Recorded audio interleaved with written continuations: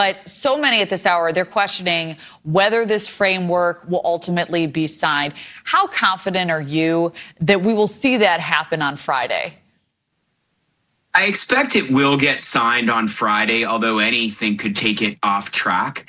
The bigger concern is that after Friday, there's then a 60-day negotiating period, and that's where they have to work out the things that they couldn't agree to now. And so the question is this an agreement just for 60 days, and then the negotiations will break down and we go back to war and tension between the U.S. and Iran? Or does Iran really mean to come to the table during this 60 days and make compromises and give the U.S. some of the things it's been demanding, like an agreement not to continue its nuclear program, to give up the enriched uranium it has, to discontinue enriching uranium in the future? So far, Iran has not confirmed any of those things. And so President Trump seems to have rushed into this deal without compromises by Iran on those things because he wants the Strait of Hormuz open, and that's a danger. And another danger is that Israel hasn't signed up to this agreement, and Iran has always insisted that if there's fighting between Israel and Hezbollah in Lebanon, then there isn't an agreement in place. So that gives Iran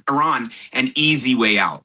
Well, even some of the president's supporters have shared those concerns. You had Senator Lindsey Graham. He supported the president's objectives in Iran, and he, in recent hours, posted this on X in part. I am somewhat concerned that Iran's view of the agreement seems different than what the American negotiating team is claiming. So, David, this has been a major critique in the wake of this news. The president says this agreement he reached with Iran includes a wall to no nuclear weapon. Iran, though, doesn't appear to be in support of that. So what terms need to be in place here to make you confident that the U.S. has effectively walled off that possibility? Well, Senator Lindsey Graham raises some really good questions, and he's right. Over and over and over again over the last 2 months, the U.S. has talked about the terms, and then Iran talks about them, and they don't seem to match.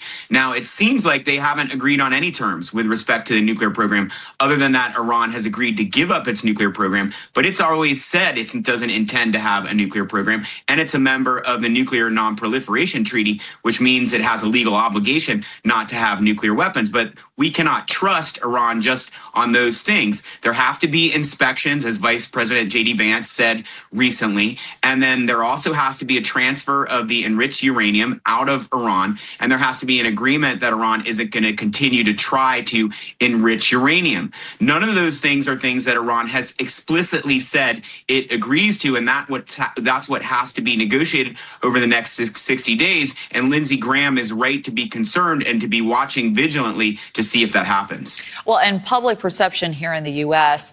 is also something that you would imagine the administration is monitoring closely. You worked on President Obama's campaign. This is what the former president said about the possibility this deal is better than the deal he hammered out, the JCPOA. It is doubtful that any agreement that arises is going to be significantly different or a significant improvement from the deal that we had in the first place. So what does this deal need to entail for President Trump to convincingly make those claims to Americans that his deal is stronger, these efforts were worth it? Well, I agree with President Obama. It's going to be hard to get a better deal. But Trump really has a floor, and the floor is the JCPOA. And for this to be a success, he has to have better terms than the JCPOA. And it also has to correct some of the things that he was critical of the JCPOA about. For instance, the JCPOA had horizons for how long Iran had to stay committed to these limitations on its ability to enrich uranium. Also, many criticized Iran and the JCPOA for allowing Iran to continue to support proxy forces. And that was also a big issue that made President Trump upset. Another thing that President Trump criticized the JCPOA over was it resulted in unfreezing Iranian funds that had been frozen and sanctioned. And so President Trump is probably going to have to deal with Iran demanding an unfreezing similar to what they got for the JCPOA. So if he doesn't come away with better terms than the JCPOA, then it's going to look pretty ridiculous because he's the one that tore up the JCPOA.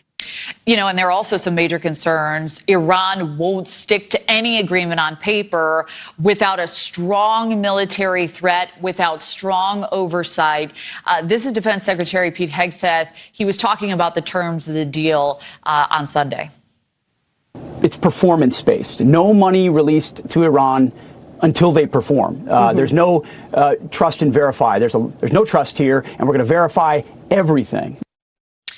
So I want to ask you specifically about these funds that are set to be unfrozen if all goes well, it sounds like. First, though, what does that verification process he's talking about need to entail to ensure Iran is sticking to the script here?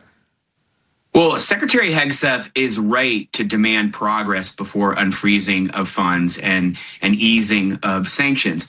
The way this has to be structured then is there have to be milestones. And when Iran meets a milestone, then it gets some sort of economic benefit, like unfreezing of assets. One milestone would be transferring out the enriched uranium.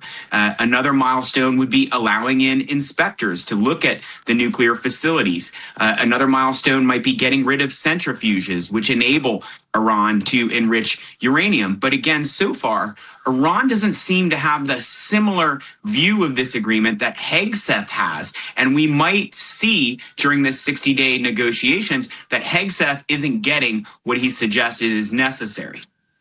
All right. Well, I wish we had more time. David Tafuri, we always appreciate your insight. Thank you very much.